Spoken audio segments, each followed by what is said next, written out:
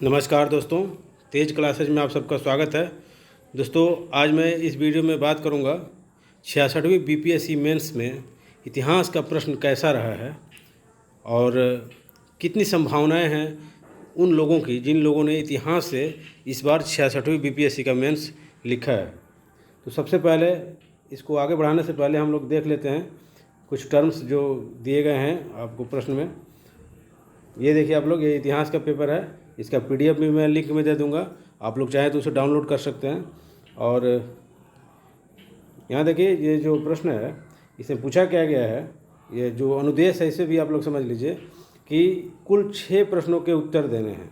प्रत्येक खंड से 3 प्रश्नों के उत्तर दें, लेकिन खंड 1 और 2 के प्रत्येक भाग से दो प्रश्नों से ज़्यादा के उत्तर नहीं दें।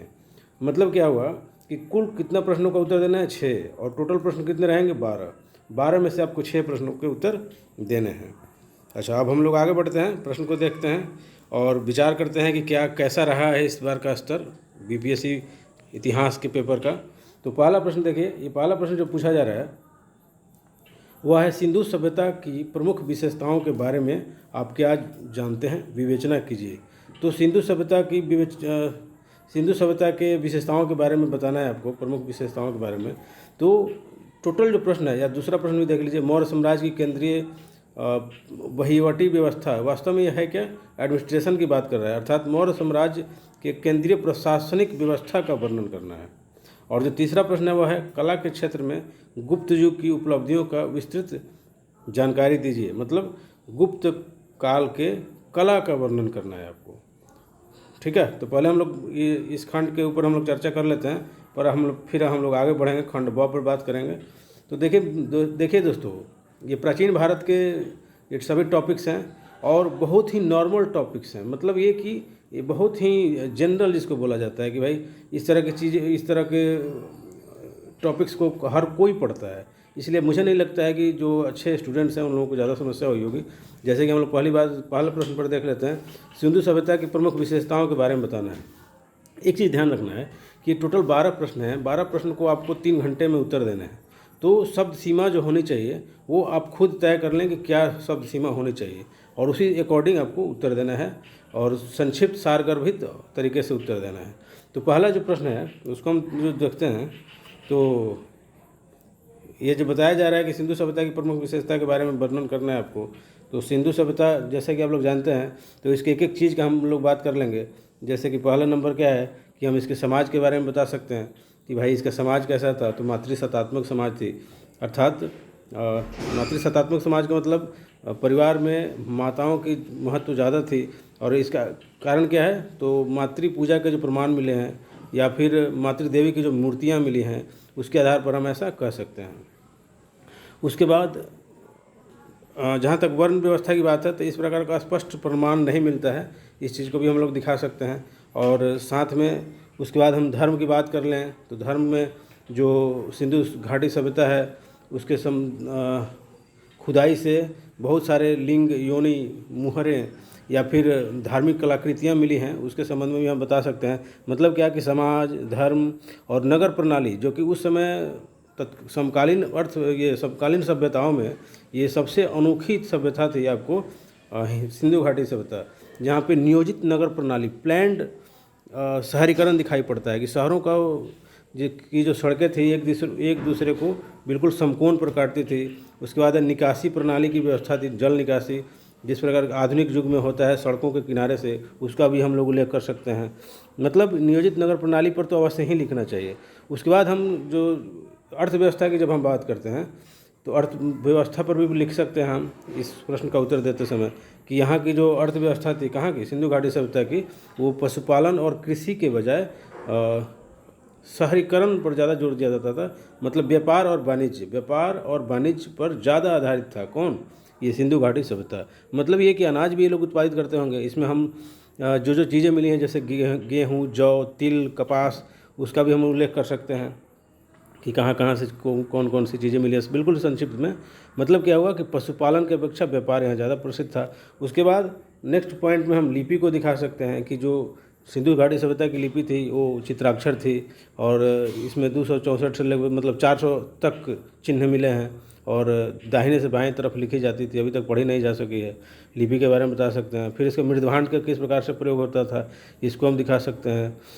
मतलब कुल मिलाकर के इसके ऊपर भी आप अच्छा से लिख सकते हैं। और जो दूसरा प्रश्न है आपको, मौर्य साम्राज्य के केंद्रीय प्रशासन, इसको भी आप अपने हिसाब से इसका हैंडल कर सकते हैं। जैसे केंद्रीय मतलब क्या ज़्यादा केंद्रीकृत प्रशासन था कि कौन सा, मौर्य। जैसा कि चंद्रगुप्त मौर्य के विभिन्न प्रकार के अभिलेखों से पता चलता है। इसमें हम लोग मेगास्थनीज के जो विवरण है इंडिका में, उसका भी हम लोग वर्णन कर सकते हैं कि भाई इंडिका में किस प्रकार से बताया गया है कि पाटलिपुत्र में 6 सदस्यों की 5 समितियां होती थी और प्रशासन का काम संभालती थी। उसके बाद इसी प्रकार का सैन्य संचालन भी होता था, वहाँ भी 5-5 सदस्य वाली 6 समितियां ही करती थी। अच्छा, उसके बाद जो मौर्य प्रशासन है उसके संबंध में अशोक के अभिलेख का भी उल्लेख कर सकते हैं कि किस प्रकार से अभिलेख इसके कहाँ कहाँ से मिले हैं, कौन कौन से बड़े बड़े इसके राज्य थे, कुमारमत्त या जो राज परिवार के लोग होते थे कैसे शासन संभालते थे, और अन्य लोगों को भी इस प्रकार का मौका मिलता था संभालने का। जैसे कि सौराष्ट्र में पुरंदत्त का उल्लेख मिलता है, या फिर सौराष्ट्र जो गुजरात का क्षेत्र था वहाँ पे मौर्यों के परिवार से कोई नहीं होकर के अन्य लोगों को वहाँ पे सत्ता प्रदान की गई थी। मतलब क्या कि मौर्य साम्राज्य, उसके बाद आप कौन कौन ये मंत्री परिषद, मतलब राजा के सहयोग करने के लिए जो मंत्री परिषद होती थी उसमें कौन कौन से लोग होते थे, मंत्रियों को क्या कहा जाता था, महामात्य कहा जाता था, कौन कौन से मुख्यमंत्री थे, प्रधानमंत्री, उनका आप लोग उल्लेख कर सकते हैं। उसके बाद मौर्य प्रशासन की बात होगी। मतलब एक तो हम केंद्रीय व्यवस्था की बात समझा सकते हैं, दूसरा राज्यों के स्तर पर जो प्रशासन था उसको समझा सकते हैं, उसके बाद सैन्य प्रशासन कैसा था उसको समझा सकते हैं, उसके बाद हम समझा सकते हैं कि क्या बोलते हैं आपको, ये भू राजस्व प्रणाली किस प्रकार की थी। जैसे ज़मीन जो इसका उल्लेख भी आपको चाणक्य के पुस्तक में मिलता है, जिसको हम लोग अर्थशास्त्र बोलते हैं, कि मुख्य भूमि जो सरकारी भूमि थी सीता भूमि कहलाती थी, और अन्य भूमियाँ भी थी, उसका भी हम लोग उल्लेख कर सकते हैं। मतलब क्या कि केंद्रीय प्रशासन, राजकीय प्रशासन, साथ में सैन्य प्रशासन, उसके बाद ये भू राजस्व प्रशासन, इन सब का उल्लेख करके इस प्रश्न का उत्तर दिया जा सकता है। उसी प्रकार से गुप्त काल की जब बात है तो गुप्त काल के संबंध में, कला के संबंध में उत्तर देना है। और भी सारे प्रश्नों को हम लोग एक एक बार देख लेते हैं, फिर इस पर विचार करेंगे कि क्या लेवल था। ज़्यादा डिटेल में हम नहीं जाएंगे। अच्छा, नेक्स्ट आप देख लीजिए, चौथा जो प्रश्न है वह पूछा जा रहा है कि विजयनगर साम्राज्य के सामाजिक, आर्थिक और सांस्कृतिक स्थितियों का वर्णन करना है। वहीं विजयनगर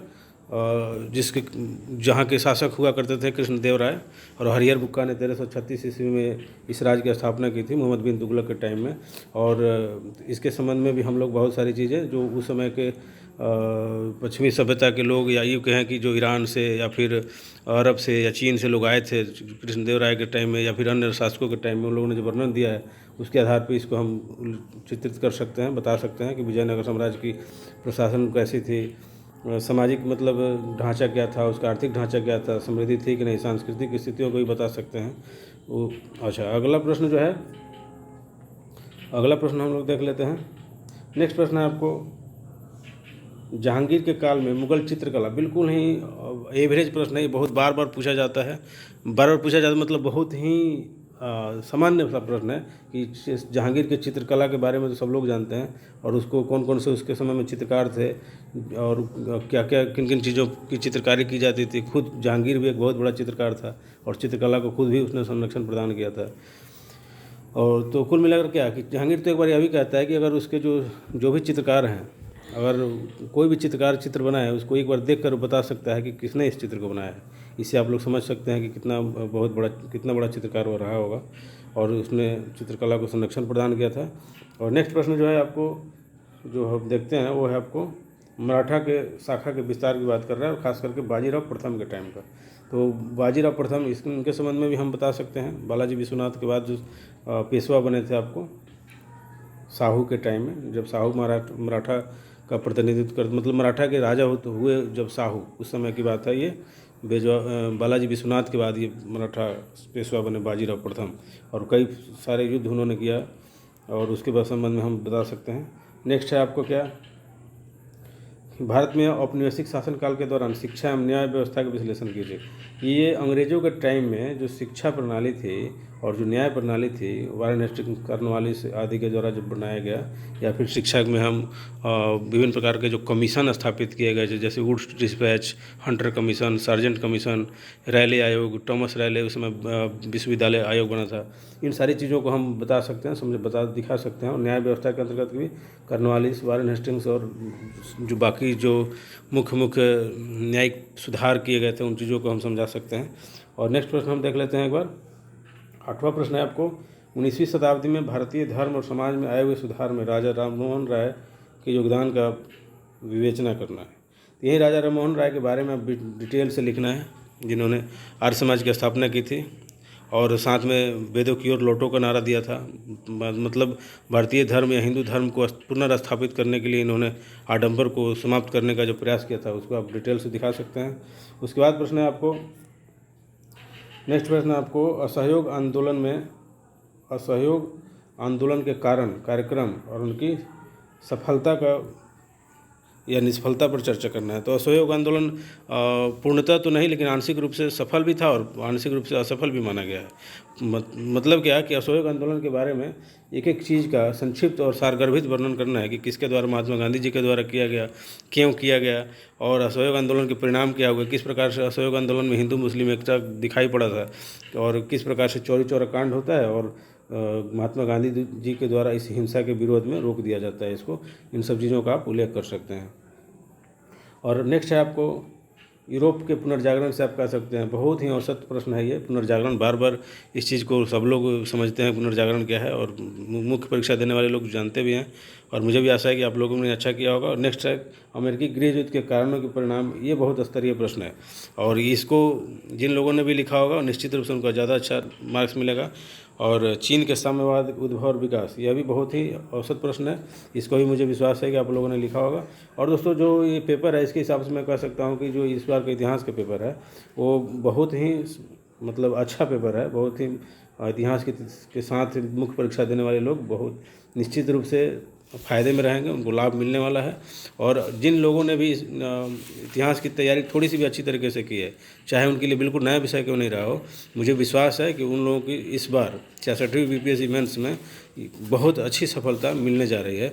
और इसी उम्मीद के साथ कि आप सभी लोग जिन लोगों ने भी इतिहास के साथ परीक्षा दिया है या अन्य पेपरों के साथ जो आप लोग लिसनर्स हैं मेरे, वे सारे लोग सफलता को प्राप्त करें। बहुत बहुत धन्यवाद। और मैं ये भी बता देना चाहता हूँ कि इसका मैंने PDF का लिंक डिस्क्रिप्शन में दे दिया है, आप लोग चाहें तो उसे डाउनलोड कर सकते हैं। बहुत बहुत धन्यवाद।